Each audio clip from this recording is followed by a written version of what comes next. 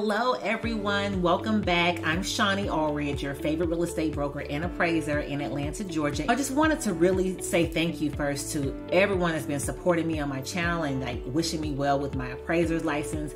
I've been privileged to be able to speak to, on average, one person a week about them pursuing their appraiser's license too. So this has been very cool. And with this interaction, I've learned a lot. I've realized that truly every state is very different. And also people are finding that there's a lot of fragmented information out there that is causing you to be completely confused as to what's expected of you, and things like that. Are you a great candidate to be an appraiser? Does it even make sense for you and your lifestyle and all that stuff? So I want this video to be something to provide some clarity, so that when you finish watching it, you're like, I'm going to pursue it. Or you may say, you know what, I'm going to put that to the back burner and deal with that later. So without further ado, let's get into it. All right, so first things first, you want to go to your real estate commissioner's website, whatever that looks like for you. Here in Georgia, it's the Georgia Real Estate Commission website. Go on there and learn what the educational qualifications are, because in Georgia, you can be a registered appraiser or a licensed appraiser and not have a college level education. But if you're wanting to do appraisals for financial institutions, you will want to obtain your certified residential appraiser's license or your certified general appraiser's license. So to have those two licenses, you have to have a college level education. And so I think that a lot of people don't realize that, and when you become an appraiser, you don't want to be in a level where you're kind of limiting yourself. You want to be able to appraise real estate for financial institutions, for people who are refinancing their real estate or buying real estate. That's a large portion of, what you could be doing in your business. And so, but if you haven't gone to college, then that's something to think about, So go to, and every state is different. I don't know what other states require, but that's information that you can go to. Just start Googling, doing your research, and look that up just to make sure you fit those educational requirements, okay?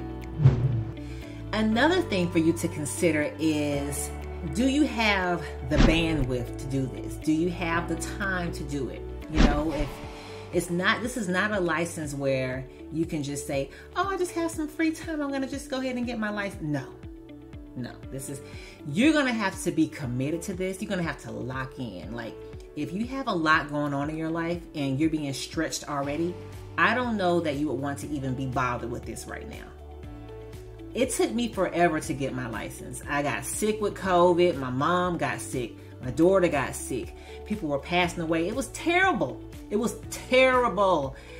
finally got it, but oh my gosh. It's just, if you have a lot going on, I don't know.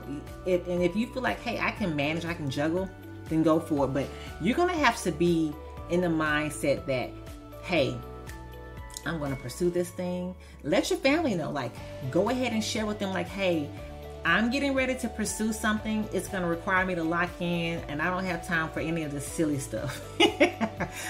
Go ahead and forewarn them so they know, okay, this person here is serious. They're about to do something, and we need to be more supportive, if anything.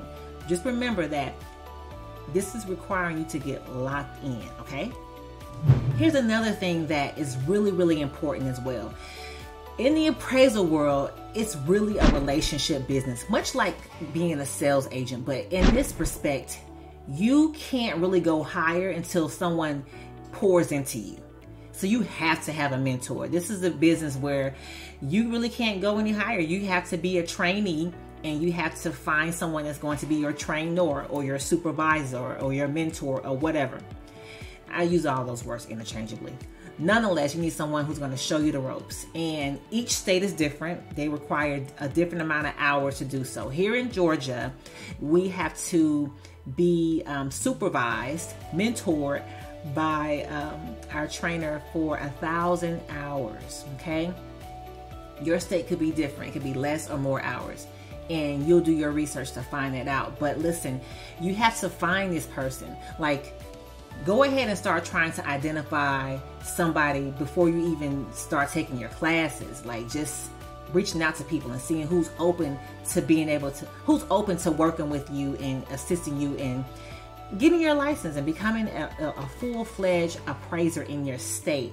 And that would be the mistake that a lot of people make. They go get the education and then they're like, okay, now I need to find someone who's going to train me, and then they can't find anyone. And so when you can't find someone, that messes with you, right? You're like, well, I can't find anyone who's going to help me and assist me. Like, I done spent all this time, I done got locked in and committed to getting the education that's required by my state, but I can't even find anyone to help me to go higher. And that's very discouraging. And I have spoken to quite a few people that are kind of in that, they're in that little limbo, just trying to find somebody in their license, right? And they're trying to find someone that's going to assist them to be their supervisor. So my advice to you is go ahead and get on LinkedIn, right? Get on LinkedIn, and I'll put some information down below to click on that and see if you can get locked in with some people. But you really want to find some people that are willing to pour into you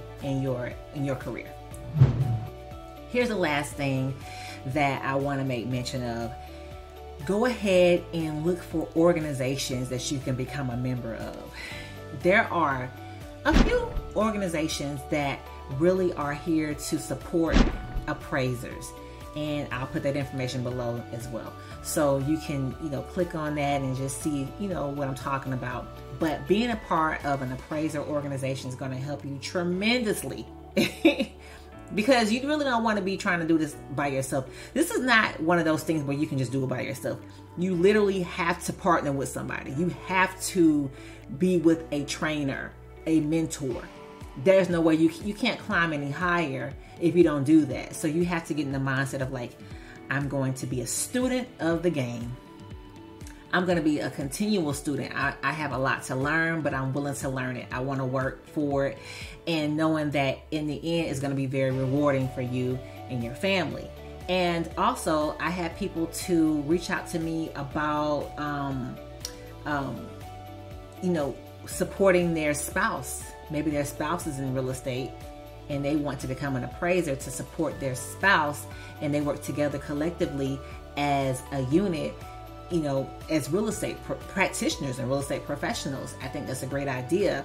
Again, if you're going to do that, bring your spouse along with you when you are deciding to, join organizations or go to different organization events. Bring your spouse with you. You guys do it together, because the more you have support from your family and the people surrounding you, the better, the happier you will be. And I think, the easier things will be for you in the long run. Hey, listen, this is just my 2 cents. I'm using the interactions that I've had with some amazing women to really put this video together, because the reality is we all need to be inspired by somebody. We all need some support in some kind of way, and having somebody that, we can resonate with, having someone that we can listen to, and we know that like, oh, she gets it because she's speaking the language.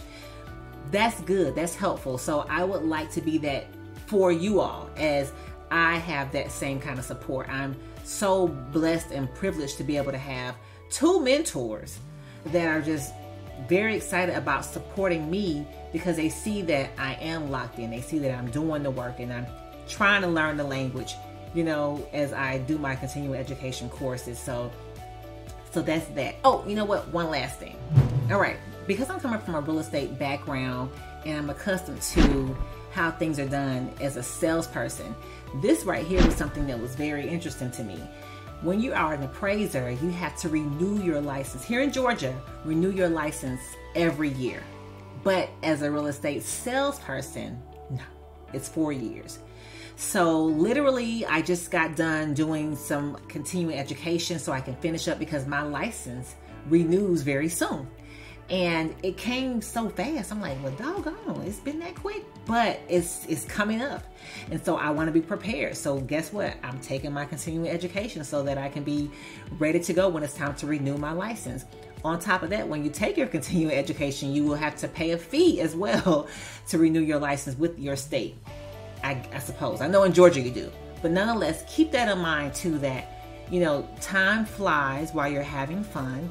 You're going to have continuing education throughout your time of being an appraiser, which is really smart, because guess what? You need to keep your mind sharp. Things are always changing. But I just want to make sure you knew that too. All in all, I appreciate you. Consider me a resource. Reach out to me if you have any interest in becoming a real estate appraiser.